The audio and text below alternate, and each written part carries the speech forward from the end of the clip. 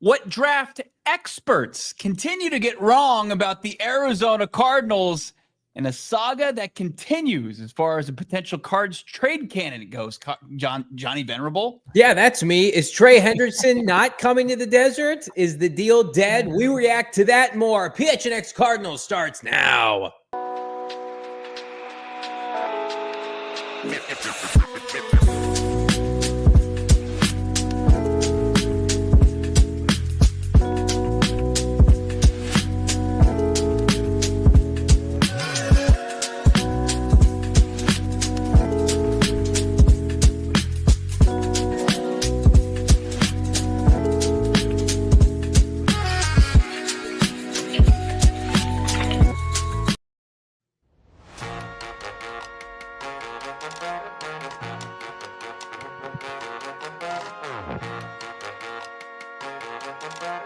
Hey, welcome in live from Studio K, presented by our friends at Circle K. It's the PHNX Cardinals podcast, your premier #1 Arizona Cardinal podcast. Like and subscribe.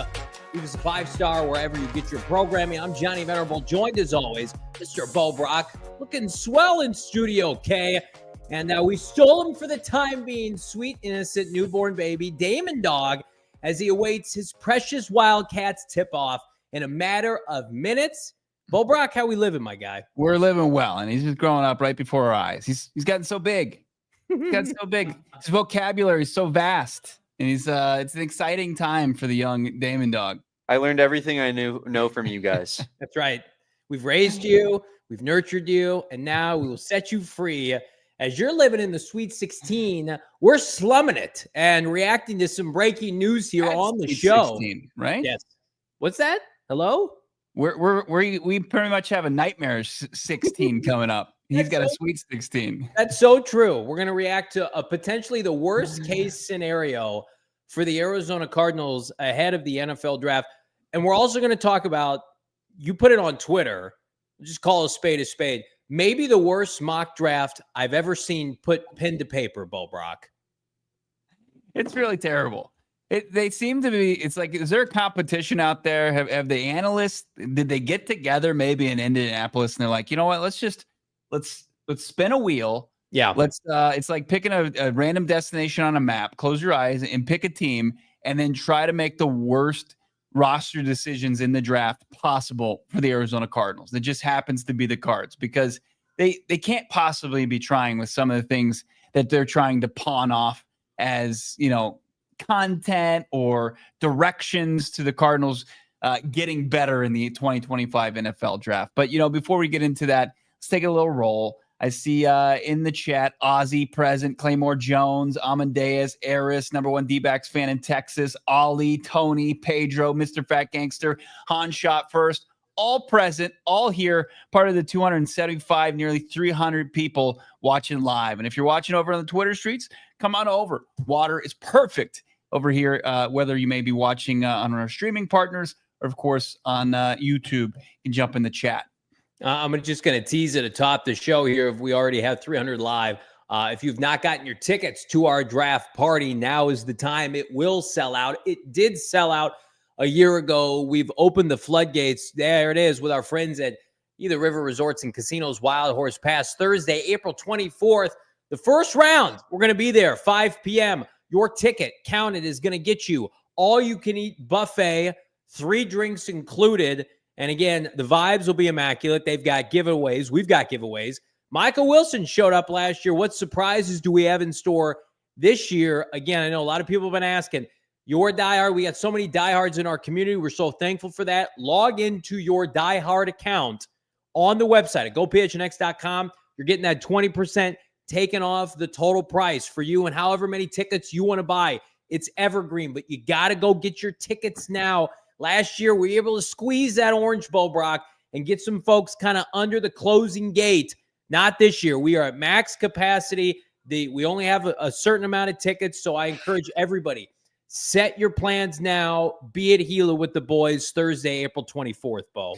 Hanshaw First jumping in the chat saying, got my tickets, can't wait. That's hell yeah, the spirit right there.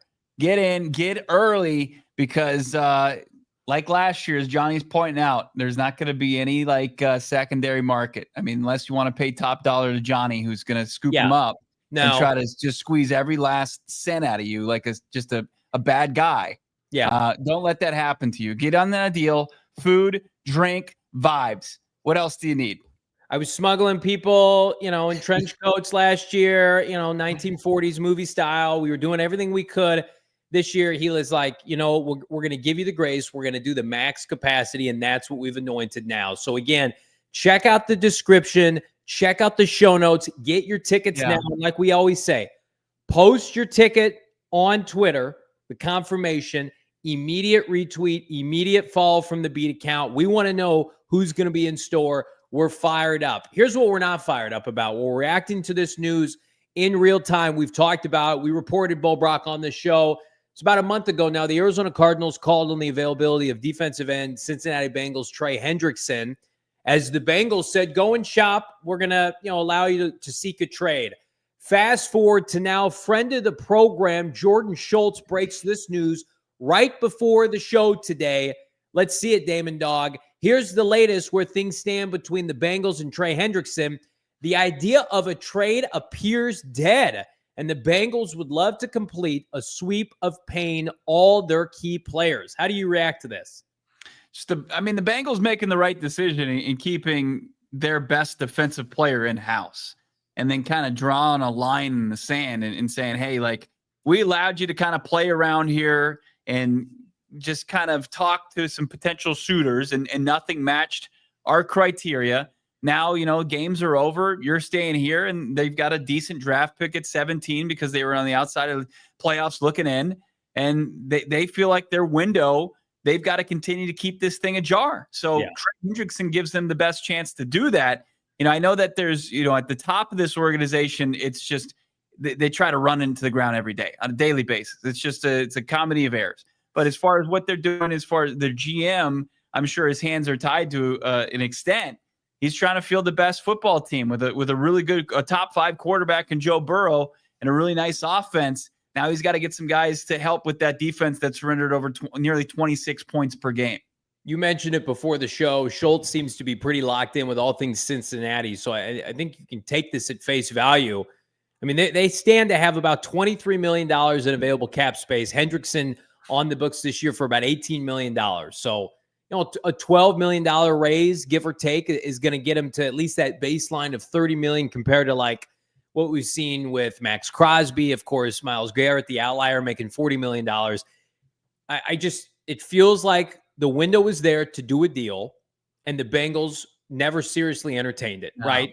They wanted a first-round pick, as multiple outlets and reputable media people came on the show and said, Mike Garafolo came on the show and said, the best they can do is maybe a second, is a day 2 pick. And I think Cincinnati looked at, we've got a guy who's ingratiated with our fan base, coming off back-to-back 17.5 sack seasons. Maybe we should just pay him. Maybe the smart move isn't to take a throwaway day 2 pick and instead try to get a deal done, because there was no reality in the world in which the Bengals were getting a first-round pick. Washington was interested. There were certain outlets that reported the Packers were sniffing around. A lot of the people we know in Green Bay thought that it would behoove the Packers to call. The Packers and the Washington Commanders are both picking at the tail end of the first round. That just tells you, teams are locked in on the first 32 of the draft, right? You want to have a conversation in free agency about day 2 picks, let's have that conversation. Yeah. But in no world was Trey Hendrickson getting dealt for a first-round pick. Yeah, look, the biggest thing was the unwilling trade partner. Cincinnati, they seemed like they were being open-minded about it for their players' benefit and saying, hey, we're going to do good by you, do well by you, and you go out there and you seek a trade partner and somebody that would give you the extension that you're seeking, and that we're too far apart on. But at the end of the day, Cincinnati, it just really felt like never truly was committed to dealing Trey Hendrickson. And that's, to me, that's the right move. And that's the theme of this offseason. And that's usually consistent with this league, this cap league, and premium players that produce proven commodities. It's tough to crowbar them away from their current teams because they know how hard it is to replace. We're not talking about 10 a dozen sacks a season. We're talking about a guy who's put up 35 sacks in the last 2 seasons, was their defense, and they just couldn't stand to lose him no matter what, they could get close to their asking price. I mean, like, if a first round pick's off the table, it's nice to think of a controllable second rounder, but you could flub that up tremendously. Yeah. It just wouldn't be a smart move for the Bengals, who already have him in-house. Well, and you don't sign Jamar Chase, T. Higgins, especially Higgins, who's approaching 30 during his contract, and Joe Burrow, who's been in the NFL to secure a second deal. Like, you're trying to, contrary to what they've shown on the field, you're trying to win. You're trying to win the AFC North. Now, we laugh at them. They're kind of a joke organization, and that's coming from a franchise like the Cardinals, who have their shortcomings. Like, they were the last team to have an indoor facility bubble, right? Their owner is perpetually cheap. They lose the division to Russell Wilson and Justin Fields tandem. They didn't make the playoffs last year. Maybe this is kind of a last-ditch effort. I don't think it changes things in terms of the first round. We're going to get to that. They're going to still be in the market for a defensive end. We know that they were interested in Mike Green. They were at Marshall's Pro Day yesterday. But I think now it's safe for, assuming this deal gets done, and it gets done for well over $30 million, your eyeballs then turn to Dallas. And what happens with Micah Parsons? And is Dallas able to secure that deal?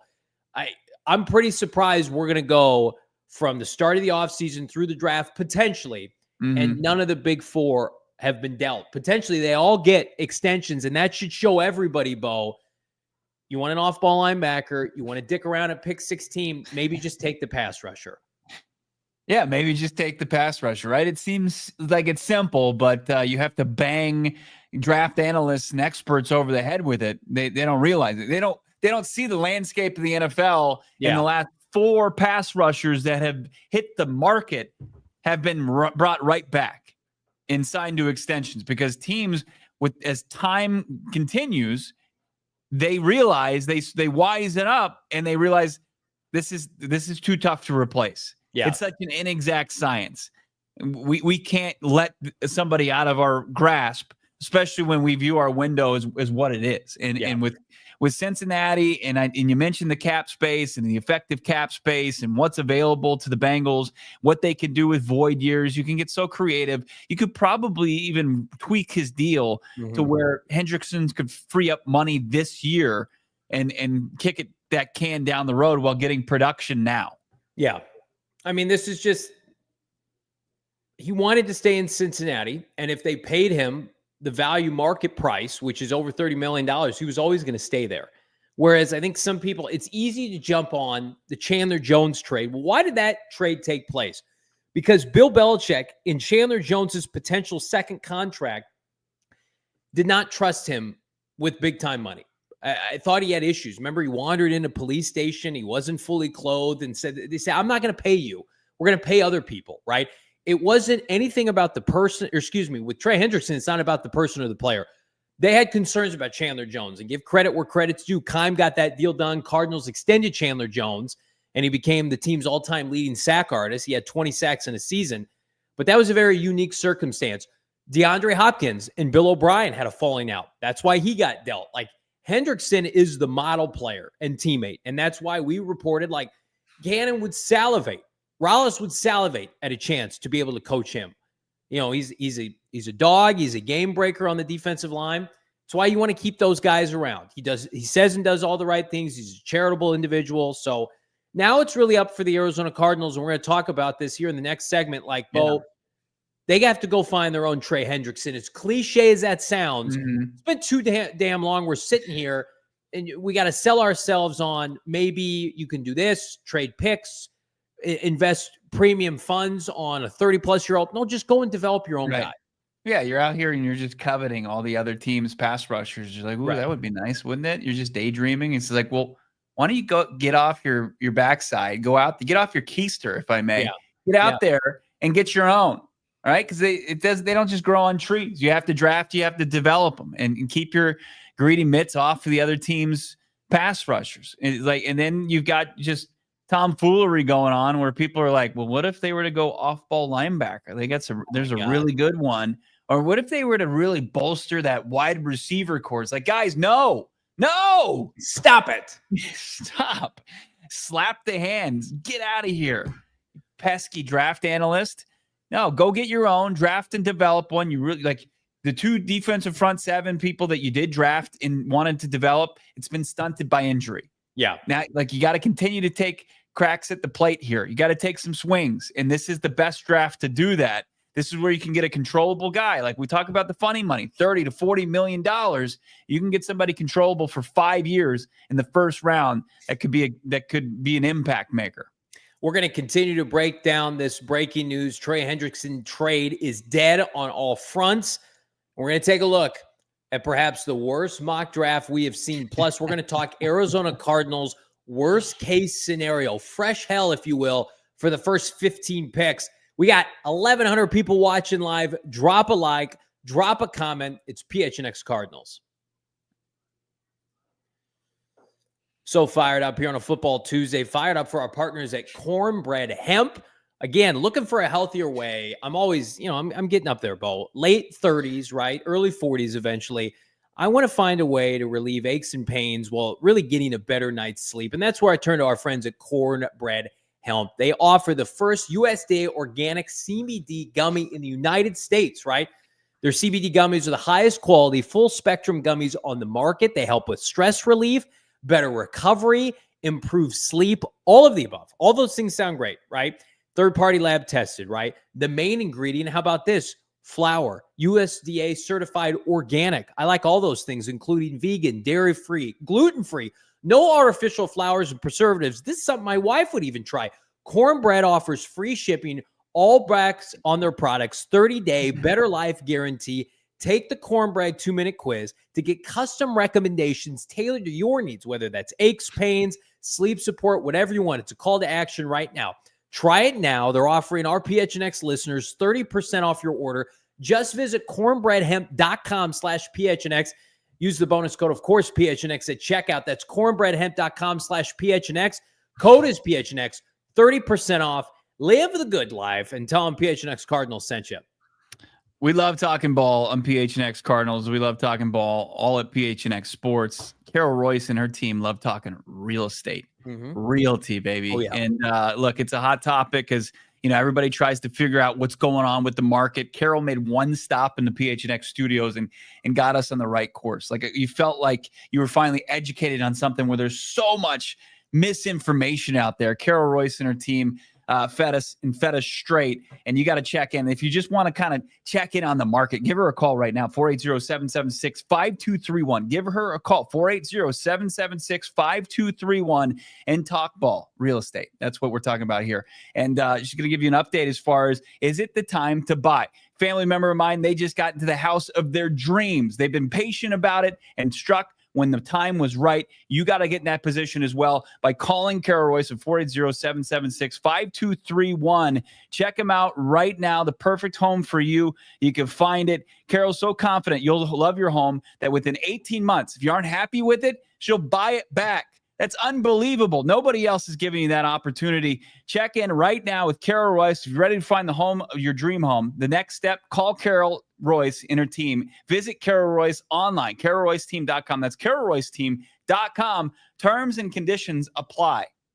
1,200 people watching live. We appreciate all of you jumping over to YouTube. Get in the chat. Let your voices be heard. Drop a like, drop a comment. Every single like, every single subscription onto YouTube, PHNX Sports, helps emphatically, right? It's why we're able to get Mina Kimes and Mike Garofalo, etc. And we're so fired up to be able to party with you ahead of the 2025 NFL draft. We got some stuff in the works, Bo Brack. Also, been dropping some tea leaves about a certain franchise quarterback and a certain celebrity softball game that's happening in the month of May, Bo Brack. That's right. They just announced today via PHNX Sports. If you follow us on Twitter, Instagram, you saw that we made the announcement. On behalf of the Kyler Murray Foundation in his celebrity softball game, finally, the reunion is going to happen, one that needed to happen back in the 2020 draft. Yeah. CeeDee Lamb is joining Marvin Harrison Jr. and his former quarterback Kyler Murray out there at Salt River Fields on May 17th. Check out, of course, our Twitter for a link to get into that game, get tickets, and then go see Kyler and his celebrity and athlete friends take the field, take the diamond, hit some bombs. We had some people ask us in our Discord on Twitter, will Bo and I be there? We're working on something. So stay tuned. But I definitely think go get tickets. Get tickets to the draft party. Perfect chance, man. We don't have any true football this spring, but we got some hell of events coming up here. Between that, with Kyler Murray's foundation, and of course our draft party, that makes me feel good seeing those kind of outings. What doesn't make me feel good when I have to look at Mike Tannenbaum's bloated face, talk about the Arizona Cardinals at pick 16. Now, you pointed this out earlier today that Mike Tannenbaum, former GM, I think of the New York Jets and Sweet Baby Damon's Miami Dolphins president, put out basically like best case scenario based on team needs, a mock draft. And in a defensive class with defensive linemen aplenty, he did not have the Cardinals going defense, Bo Brack. No, he didn't. I don't know what mumbo jumbo he was trying to pawn off on the poor readers of ESPN.com. I don't know if he was just trying to tap into that Get Up or whatever TV shows, debate shows, and just kind of tap into outrage and reactionary people out there on social media. But I mean, this was, when we look at some mock drafts out there, it's tough to find a bigger stinker than this one. And let's get into it. Let's not delay. Let's pull it up. Here it is, Bo. You posted this earlier today. He had the Cardinals going wide receiver, not just a wide receiver, but a certain wide receiver out of the University of Texas, Bo. Yeah, he's got Matthew Golden going to the Cardinals at 16th overall. And he says, even hints that despite adding Marvin Harrison Jr. in top 5 last April, Arizona was 16th in passing yards per attempt, 7.1, and tied for 20th in touchdown catches with 21. Adding another blue chip receiver to go with Harrison and tight end Trey McBride would make this offense to the next level. Golden's incredible time, speed 4.29 seconds in the 40 translates well to gameplay. And he's an excellent route runner with good hands. I think Golden has a chance to be a better pro than college player. This is fine. Like you can kind of dress this up and make it look like it's a logical pick, but it's anything but that. Especially when you have the Cincinnati Bengals at 17 in his draft, taking James Pierce Jr. It doesn't make any sense why the Arizona Cardinals would pass on that. You had Shamar Stewart on the board as well. You had, so many different options there. You had, Mike Green. You can make whatever case you want against Mike Green. But the fact that the Arizona Cardinals would add another first-round pick to the offense when their defensive front seven is still lacking, I just think you're getting a failing grade on the assignment from me. Yeah, it's mock draft malpractice for a guy in a network that doesn't know the first thing about this team and how they want to operate offensively. And I'm not sitting here and saying that they couldn't use a wide receiver, but in a draft class that's down at the position, I love T-Mac, right? And I think T-Mac's a better prospect at the end of the day. I'm not, pounding the table for another receiver in the first round. That's lunacy. That's just not what great teams do. I think, you look at some teams around the NFL, you can find contributors outside of the first round. The Cardinals found Christian Kirk and John Brown on day 2 of the draft. Like, if you want to operate like that, let's see Michael Wilson with 30% increase in targets next year. I just feel like if you allow yourself to play outside instead of inside, building outside in, that's why I don't love a corner necessarily or an off-ball linebacker at 16. That's not where the game is won, especially for a franchise right now that might need to win a very specific certain set of circumstance way in 2025, where if you fall off offensively again, it's not going to be because of your pass catchers. Most teams around the NFL, we talk about it, Bo, would salivate at the chance to have a cornerstone player like Trey McBride and an up-and-coming receiver like Marvin Harrison Jr. That should be enough. But you want to we talk about like flat. I think if the Cardinals offense doesn't perform this year, it's not because they don't have a number 3 or number 2 wide receiver. It's going to be because either Drew Petzing was over his skis or Kyler Murray fell short. Like, those are the conversations. It's not because they didn't take an undersized receiver from the University of Texas. So if you get to a point in the second half of this year, like last year, and you're 6-4, do what Seattle did and go win games defensively. Well, how do you do that? Well, you have to improve your defensive personnel. You have to get a better front line where every single player from DN to DN can win one-on-one. Like, This is not how the Cardinals want a team build. I'm going to tell you right now, we had this sourced backwards and front last year. The Cardinals really didn't want to take a receiver 4th overall, but it's too good of an opportunity with Marvin Harrison Jr. and Malik Neighbors available. They love Joe Alt, right? That's their preference 9 times out of 10. So I can't sit here and say like, well, certainly now they're going to see the value of taking one of these wideouts at 16. It's lunacy. And it's why we just don't entertain it on this show. Right. No, and like if you're wondering like how Mike Tannenbaum, and this is just speculative, how he did this, it was just simple connecting the dots. Yeah. Just brought up the team page, looked at simple statistics, saw the inconsistencies offensively, saw a pedestrian rookie season to Marvin Harrison Jr.'s standards that were fair or unfair put in place. And so, you know what this team needs? They need a big time playmaker in the passing attack.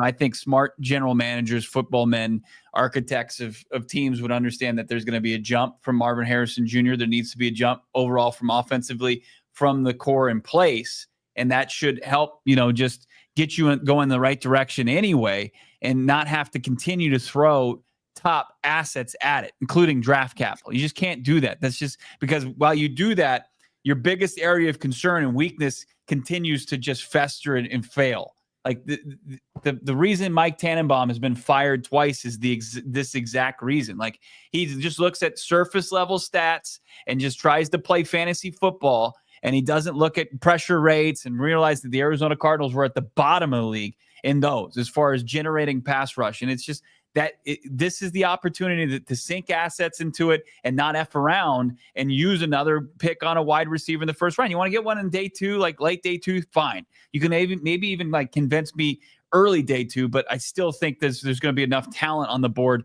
You continue to sink assets into that front 7. Well, you're so right. Like just in terms of Mike Tannenbaum and his mentality, he's heard Damon before. He thinks this is Madden. Yeah, he genuinely thinks that this is Madden. He's the on video the game. He's like, why don't we pay Ndamukong Suh the biggest contract that a quarterback has ever seen? No, a non-quarterback. That's his mentality at all times.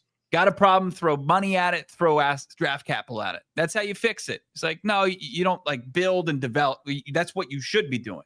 Yeah. I want to get to a comment here from Baharo3, friend of the program. Johnny's missing the mark. 6-4 was so fake. We needed a couple of MHJ save our butt plays against the Dolphins. I was there. It was great. And 49ers to win those games, not to mention MHJ penalty versus the Chargers. Well, listen, Baharo, I think last year that roster had serious limitations. 8-9, they eclipsed their over-under for Vegas. Vegas thought they were about a 6-win team last year. So in the grand scheme of things, they probably overachieved based on their talent level. Most NFL games are one-possession games anyway. You could swing this the other way so easily. It's just such a straw man's argument. Like, I understand. Like, I'm with you. I want the offense to be more consistent. And I know that there were some games that they snuck through by the skin of their teeth. They also lost a lot of games by the skin of your teeth. Like, they go 2-5 down the stretch, and 3 or 4 of those are one possession losses. The Vikings lost. The Rams lost. That went off of Trey McBride's helmet. Like the Cardinals. But here's the difference, Baharo. I'm with you on one thing. They need more talent. They need more talent up front. How do they turn 8-9 into 10-7, 11-6? They need to add impact players on both lines of scrimmage. And then they have to hope that Marvin takes the next level and Kyler Murray can be better down the stretch. That's what this season's about. They got Josh Sweat and Dalvin Tomlinson. They've raised the floor there. I don't think, though, that they were you look at the Cardinals teams of years prior, like with Cliff Kingsbury, I think those teams you could say were fraudulent based on how they finished, based on the fact that they weren't very well coached. But I think, listen, who were the Dolphins last year? The 49ers were awful. The Chargers made the playoffs. That's the NFL, man. Yeah.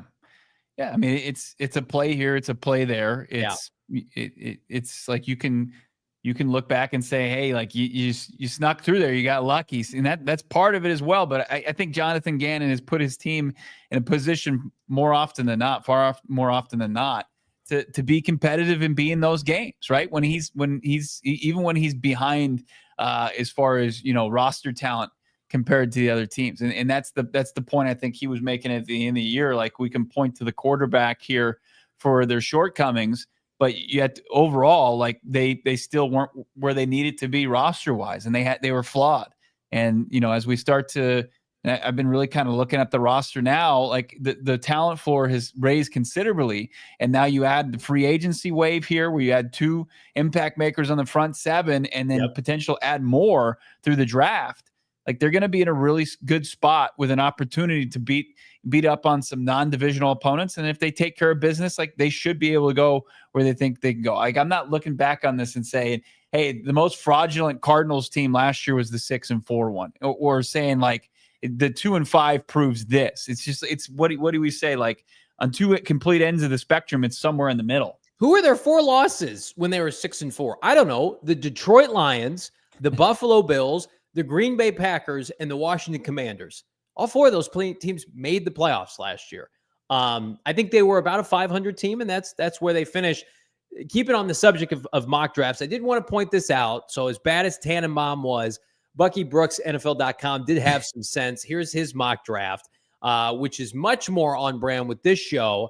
One more, Damon. There it is. Bucky Brooks, 2025 NFL mock draft. Walter Nolen, defensive tackle, Ole Miss, bread and butter, Bo and I's DT tackle number 2 in this draft. High energy interior defender, fits the Cardinals' defensive culture as a worker bee at the point of attack. I think, Bo, you and I would sit here. We're going to talk about worst case scenario after the break. But yeah, like, is there a player? Is it a flipping of the coin between he and James Pierce Jr. as like, just sign me up for that Thursday night? I mean, just as far as on the field where it's who's going to take kind of the stress out of it? Are they going to perform or what are you going to get? Yeah, I think Walter Nolen, James Pierce Jr. Because like when you look at kind of the workout warriors like Shamar Stewart, there's concern with the productivity. These are guys that both showed up in the workouts and showed up as far as statistically and production wise at a high level in the SEC. So yeah, I think Walter Nolen and JPJ are certainly in that. And like the character concerns that we hear about Walter Nolen, as Fran Duffy pointed out last week on the show, was as he exited a program that was in flux in Texas A&M. Right. And of course, people aren't always going to say the nicest thing when you leave them for a conference rival like he did with Ole Miss. So I think you put Walter Nolen with Nick Rollis and Jonathan Gannon. You give them that special of a player, and they can probably produce results. Yeah. What happens if James Pierce Jr. or Walter Nolen, they're not available at pick 16? We're talking worst case scenario for the Redbirds right around the corner. Plus, we continue to break down the breaking news. Trey Hendrickson no longer up for grabs via a trade. It's PHNX Cardinals. But first, I'm going to be sweating bullets come April 24th, draft night, which is why I'm going to be fully equipped with our friends at Mando. Mando is a men's deodorant brand hyper-focused on keeping every aspect of a man's body smelling fresh and clean. I'm talking every aspect. Pits, belly buttons, balls, butt cracks, grundles, whatever you name it. Their scents are geared toward men's options with the likes of Bourbon Leather, Clever Woods, Mount Fuji, Pro Sport, and more. And we're going to hook you up right now. If you're like, I just want to dip my toe in, Johnny, I don't know where to start. Well, choose from a variety of scents that are available right now. It's a call to action for new customers specifically. They're going to get you the starter pack. It comes with the solid stick deodorant, Bo, the cream tube, 2 free products that you're choosing, like mini body wash, deodorant wipes. Plus, you're going to get all that for free shipping. And as a special offer to all of our listeners, new customers get $5 off their starter pack with the exclusive code of PHNX. Up to 40% off right now with that starter pack, by the way. You got to use the code PHNX at shopmando.com. That's SHOPMANDO.com. Tell them PHNX Cardinals sent you. Stay fresh, smell fresh, stay drier, and boost your confidence with Mando. Hey, Mando. Hey, Mando. Hey, Sanderson Ford. I love Sanderson Ford, man. 65 glorious acres out there in the West Valley. They've got an unbelievable diner as well. Check it out now. Go look at some unbelievable vehicles as well. They thrive on their no hassle, no pressure, no nonsense sales approach. They are built on taking care of the customer right now. And it's truck month. We're celebrating people like myself, truck drivers. Yeah. Get behind something tough. Get behind something big, something strong. Truck month, Arizona's largest Ford dealership. It's just synonymous with each other. Go check out the entire lineup of Mavericks, Rangers, Ford F-150, Super Duties. If you want more off-road capabilities, check out the full-size Bronco and Bronco Sports, also marked down for truck month.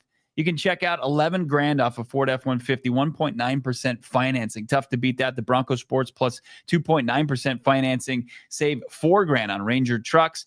Check them out. 2024 models. Finance offers 36 months OAC. Ford credit discounts include Ford rebates, Sanderson discounts, plus trade assistance, Conquest cash must. You got to qualify for them. Offer ends end of the month on March 31st. Love our friends at Sanderson Ford. Perfect time right now. The heat's turning up. Go get yourself a beautiful vehicle from Sanderson Ford. You will not be sorry that you did. You're not going to be sorry dropping a like on this video. Almost 1,700 watching live. We appreciate everybody. Jump on over to YouTube. Smash that like button. Subscribe to PHNX Sports. Banner Night of Sports coming up, by the way. The Phoenix Suns are white hot. Of course, they play the Celtics. What is that, tomorrow? Yeah. Boston Celtics in town, hoping to make it 5 in a row. And, of course, tonight, U of A, Sweet 16 action. But we're focusing on the Redbirds here, reacting to Trey Hendrickson news. The trade is dead via our guy Jordan Schultz. So we react. Okay, hypothetically now, Cardinals can't get better opposite Josh Sweat, right? I'm not slumming it with Baron Browning. I'm slumming it with Zaven Collins. You got to hope now, pick 16, or at the very least 47, is an edge rusher. But something tells me, Bo, what happened last year?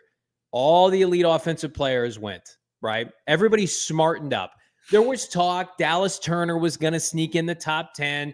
Some teams were going to screw around with some defensive tackles. Didn't happen. So I'm sitting here, I'm thinking to myself, what happens if the tight ends that people are slobbing all over, they don't go in the top 15? Or some of these, second-tier running backs, offensive tackles.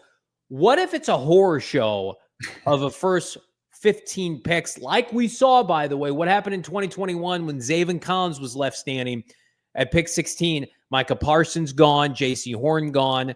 So we broke down our worst case scenario. Let's take a look at it, Damon.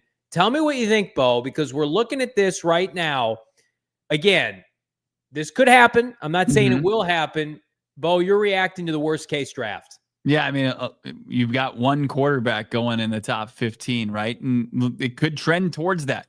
The Browns seem poised to take Carter, and the Giants are seemingly out of the quarterback sweepstakes as they've added Russell Wilson to that room along with Jameis Winston. So they're not taking a QB at 3. So Shedeur slides down the draft board even more so, and it could look, in reality, like this one, where it's Cam Ward, Abdul Carter, Travis Hunter, Will Campbell. You just got these non-QBs just to run on them. And then, as you mentioned, nobody foolishly takes a tight end too early. And I know it paid off for the Raiders last year, but I think Brock Bowers is special. I don't see the same thing from Ty Warren, no disrespect, and Loveland from Michigan. They're not going to be putting up over 1,000 yards their first season.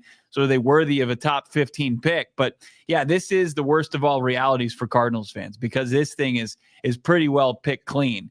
Good thing is, though, once you get out of this, once you start to look at where your board is, there still are some players that, were bunched up with a couple of guys that I would say go from about 7 all the way down to 15 before the Cardinals pick here at 16.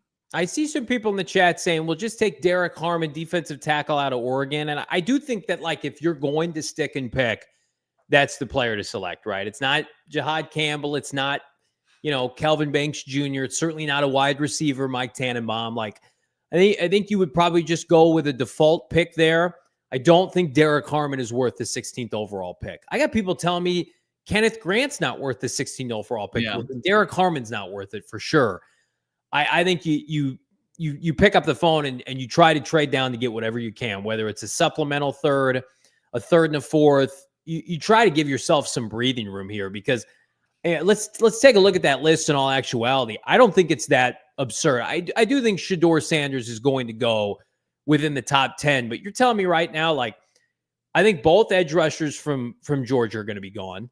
I think both the top 2 tackles are going to be gone. Mm-hmm. Will Johnson, every mock that I looked at this morning had him going within the top 12. Yeah. You're holding on for dear life. Here's the spot where you're going to be sweating for bullets if you're an Arizona Cardinal fan.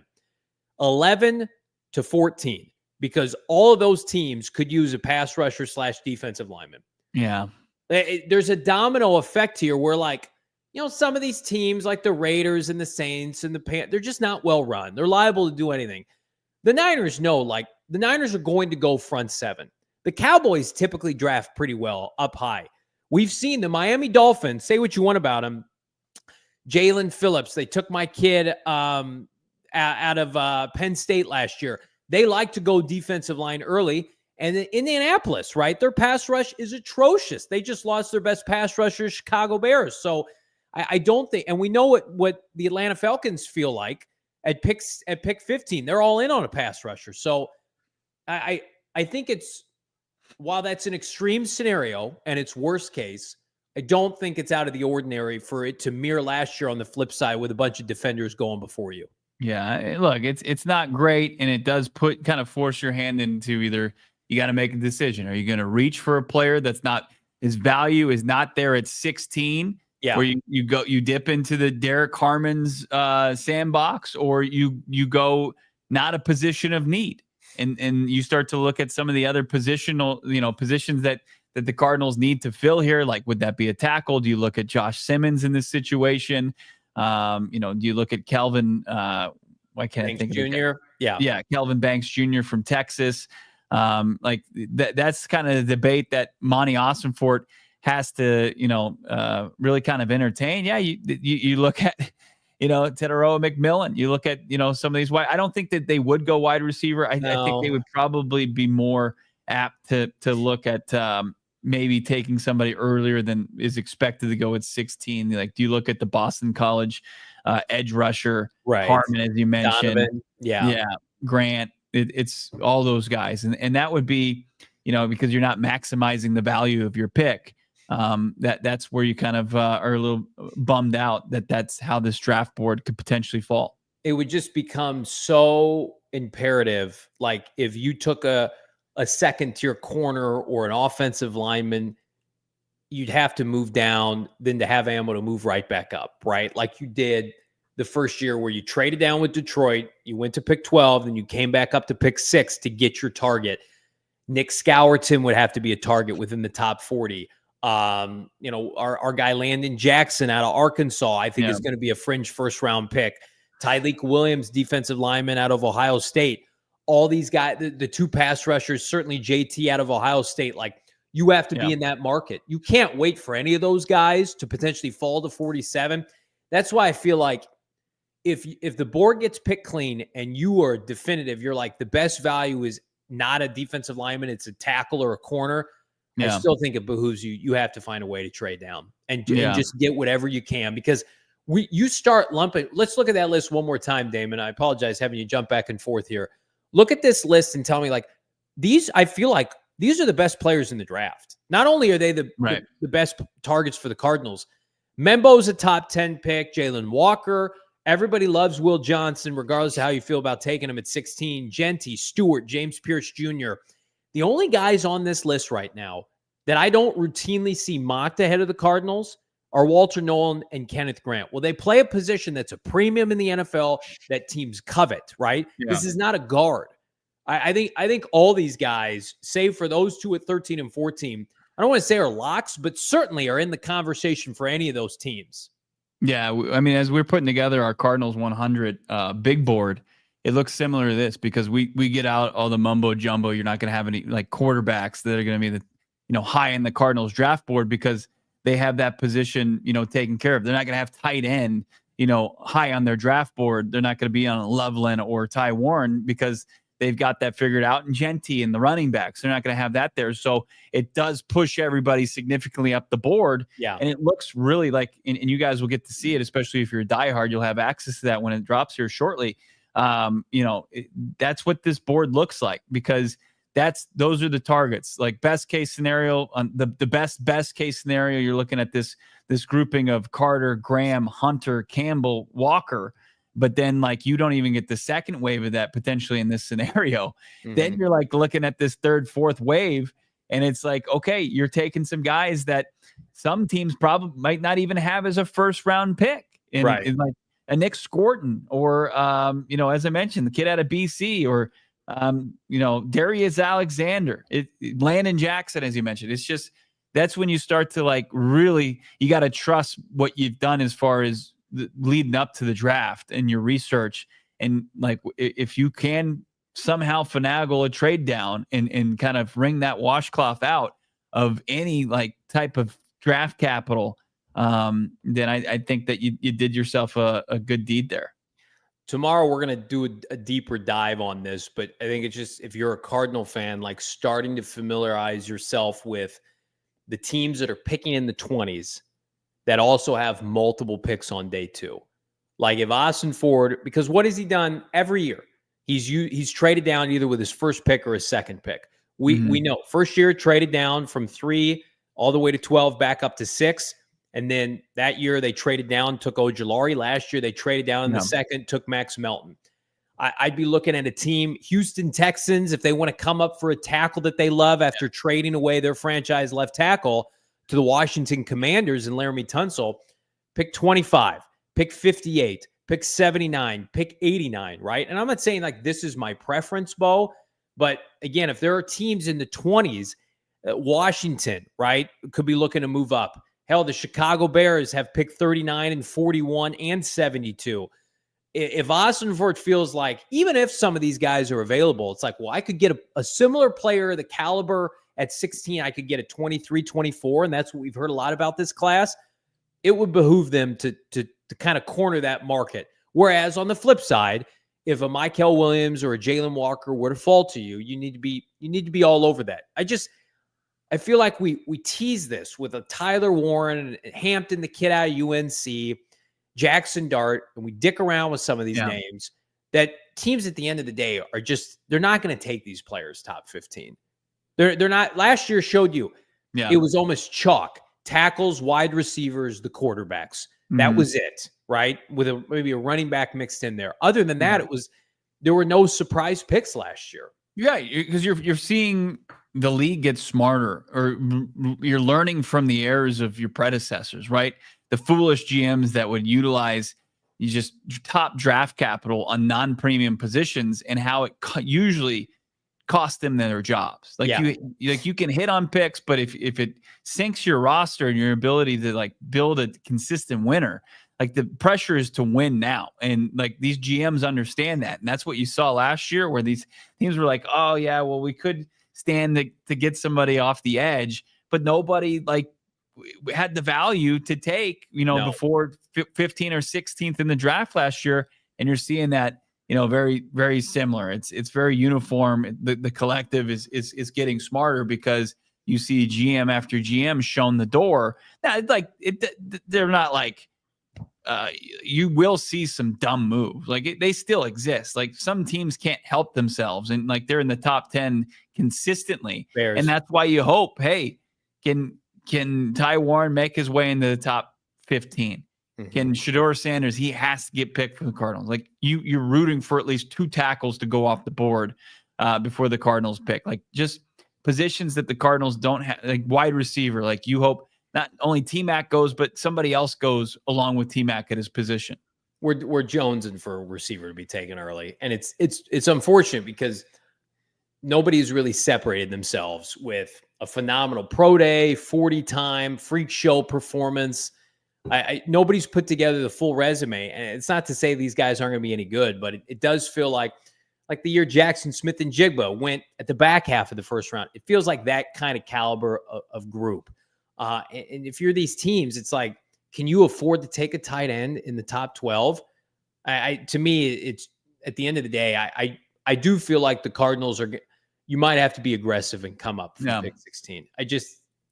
I can't count on these teams taking a tight end from Penn State. Well, there was like some fool for NFL.com, Chad Reuter.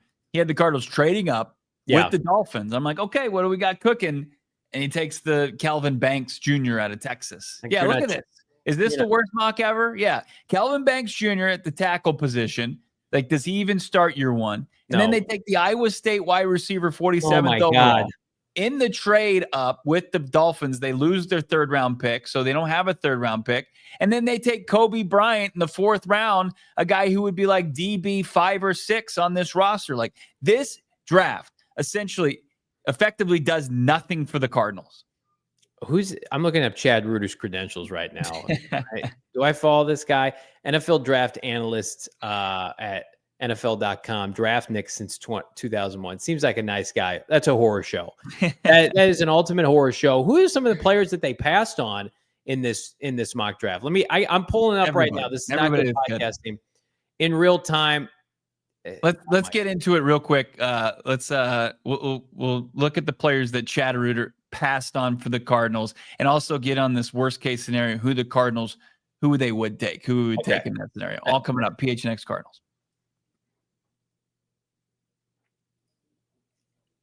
Love our friends over at Pure Edibles. You can't go wrong with Pure Edibles. It's not going to be Chad Reuter type mock draft stuff here. No shenanigans. This is a legitimate candy company that obviously gets it dialed in with cannabis. They're found in Arizona and available in 130 dispensaries statewide. Gummies not covered in sugar like their competitors. Full-fledged candy company. Kicks, gummies. You got the chews. Those are like caramel. And also you got the hard candies and the Pure Effects. They're right there on each 10. So you know what effects to expect. Pure gummies, they offer sleep support. Also, they give you the uplifting effects derived with unique cannabinoids such as CBN, CBG, CBD with marijuana derived from THC. Pure, it was created up the road, I-17 in Flagstaff, but now in the big leagues down here in Phoenix, and they're being manufactured right here and sold statewide, 130 dispensaries. Pure gummies designed to be ripped, bit in half, making them easily shareable. Of course, you can dial in that exact dose you want. Go find yourself some Pure Edible products at over 130 dispensaries in Arizona. Pure Edible. Perfect combo with our friends at Pure Edibles, are equally best friends at Circle K, America's thirst stop right now. It's 95 degrees outside. I need me a 79-cent Polar Pop or Froster. You can too. All you got to do, download the Circle K app today. Become a part of the Inner Circle. It's the free membership program. So easy to download. All you got to do, enter your email, phone number to be fully enrolled. After that, all you need is your phone number to get the deals. By the way, save 25 cents per gallon on your first 5 fill-ups. Save 3 cents per gallon every single day. They've got so many deals. All you got to do is go to the Inner Circle, download the Circle K app, look under deals. They got snack deals. They've got gas deals, whatever you need. Thirst is met, it's match. Join the Inner Circle for free by downloading the Circle K app today.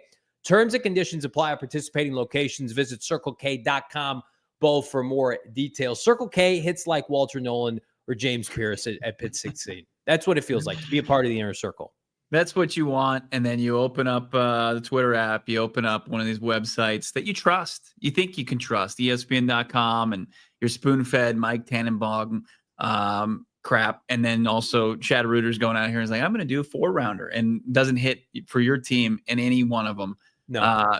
Having the Cardinals trade up from 16 to 13, include their 3rd round pick, send it to Miami to take Kelvin Banks Jr., the tackle. That's fine. Like, whatever. You could set it, forget it, and have Banks and Paris Johnson Jr.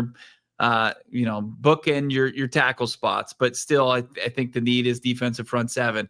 Then you go wide receiver in the 2nd round. You don't have a 3rd round pick, and you take a developmental defensive back out of Kansas, who I like Kobe Bryant as a prospect. With Elijah Jones and Max Melton and Garrett Williams and all the defensive backs that they brought in, like he would have a tough time playing for the Cardinals. All right. Well, let's rip the Band-Aid off here. Chad Reuter, who is employed by the NFL, NFL.com. He has the Cardinals trading up for Kelvin Banks Jr., still available on the board. And again, the next couple of picks after 13, he has the Cardinals trading up, and the next consecutive 2 picks are Colston Loveland and Jihad Campbell, respectfully, to the Colts and the Falcons. Miami, they took Jihad Barron out of Texas. So the trade basically was, they wanted to trade up for a tackle who's not going to start right away. That's a genius move. Meanwhile, the Bengals get Mykel Williams at 17. T-Mac goes to Seattle. That's a horror show. Shamar Stewart, Texas A&M pass rusher, goes to Tampa. I scrolled down a little bit. They've got, he's not as high on Walter Nolen. He's got him landing to Philadelphia to take over for Milton Williams. Mike Green falls all the way to Washington. This to me, this guy is just being different to be different, which is fine. He's not, diving headfirst into like draft think, and I appreciate that.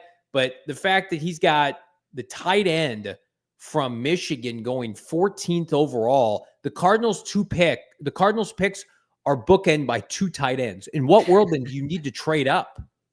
Right. Oh, the pressure's on. They just took the first tight end. Monty, we got to get up the board. I'm making a call. I'm calling Chris Greer right now. We're getting up to 13, and we're going to throw in that 3rd round pick to get it done.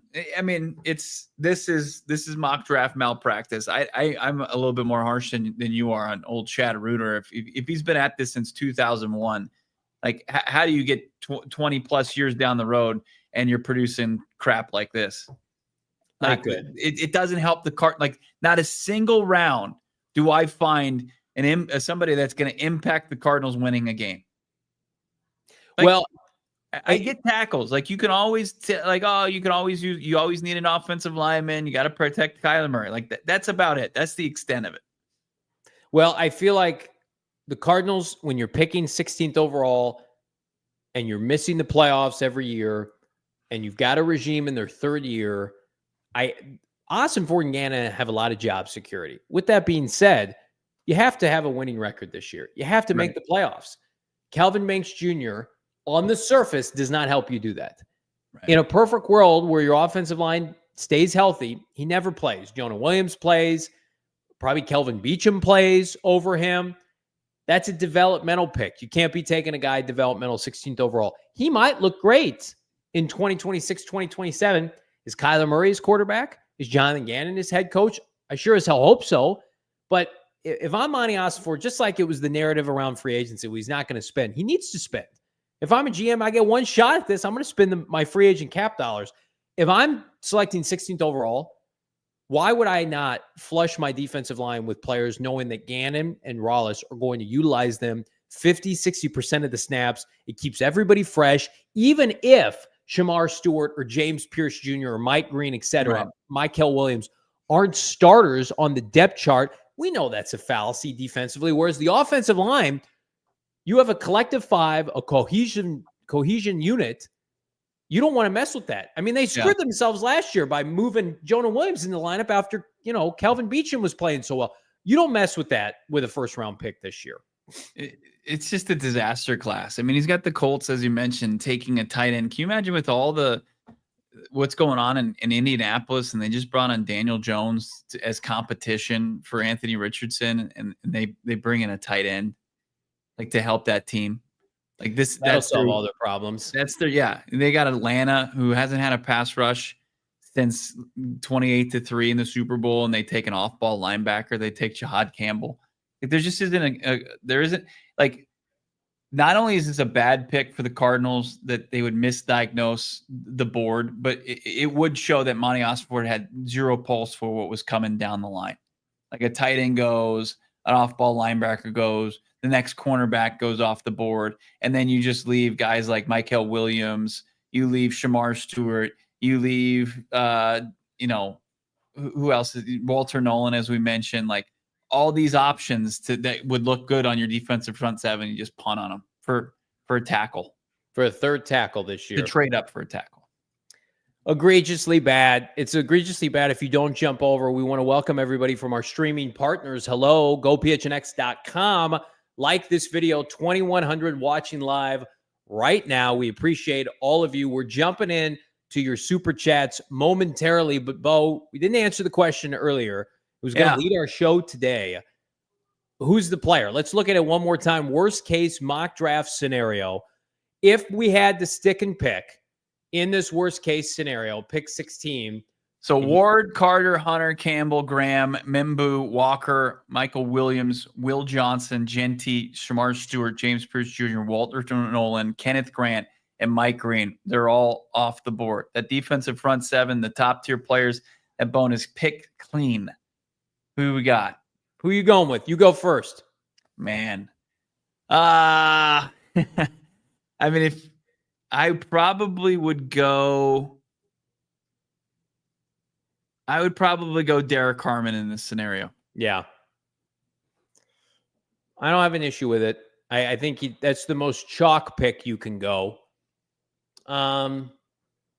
Everybody in the chat saying Derek Harmon. There's some love for Josh Simmons. Is there an edge rusher that would? Well, it'd be like Ezeruku from BC, or Scorton, or it's real. It's times are tough. They're like those are guys that think you would leaning into the depth of this, revisit an edge at 47. Then you're like playing in the sandbox of Landon Jackson, Tiamolo, like those types of edge rushers, because I don't know if there's that big of a difference. Well, and that's where you feel like if you don't take an edge rusher there, when are you getting one? You have to trade up from the second round. And that's why it's so imperative with this draft, Bo, if they don't get an edge rusher at 16, that they have, like, you can't wait for one at 47. So you either have to be aggressive in trading down and coming back up, or you have to be aggressive in trading up. Like, Damon, let's see that one more time here. In this scenario, and if you're Ossenfort, you have to sense that Stewart, Pierce, Nolen, and Grant, like that's a run is about to happen. Right. You need to call Miami. He did on offensive lineman his first draft. Like, right. That's what I loved about it.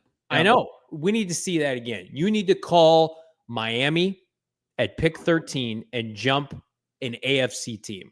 Because I don't know if you can do a deal with the Cowboys. You might be able to. I just don't know if Miami's in a place to trade down. And Damon, you can keep me straight on this. I just feel like, especially with the state of their defensive line, their offensive line, that they would be best served to stick and pick here.